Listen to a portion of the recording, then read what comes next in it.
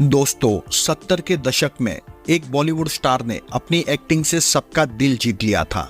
हालांकि फिल्मों में दमदार रोल मिलने के बावजूद उन्हें वो दर्जा नहीं मिला जो उन्हें मिलना चाहिए था। वो एक्टर कोई और नहीं बल्कि विनोद मेहरा है।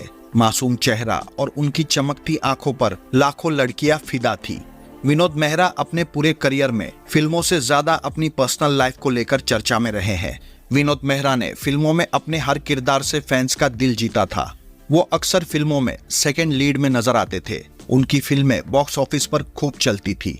विनोद मेहरा ने अपने करियर में 100 से भी ज्यादा फिल्मों में काम किया है, जिसमें अमर प्रेम, घर, जानी दुश्मन, नौकर बीवी का शामिल है। 70 के दशक में विनोद मेहरा अपनी फिल्मों से ज्यादा पर्सनल लाइफ को लेकर सुर्खियों में थे। उनकी 3 शादियां असफल हुई थी। विनोद मेहरा ने पहली शादी मीना ब्रोका से की थी। दोनों की अरेंज मैरिज थी, लेकिन ये रिश्ता 7 साल में ही टूट गया था। फिर विनोद मेहरा की जिंदगी में बिंदिया गोस्वामी की एंट्री हुई। दोनों ने शादी कर ली थी। बताया जाता है कि बिंदिया गोस्वामी ने विनोद मेहरा को धोखा दिया था और फिर डायरेक्टर जेपी दत्ता से शादी कर ली थी। 2 शादियां टूटने के बाद विनोद मेहरा ने रेखा को डेट करना शुरू कर दिया।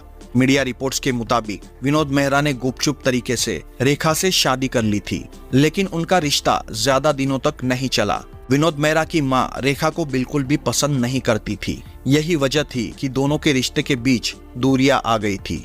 इसके बाद दोनों अलग हो गए थे।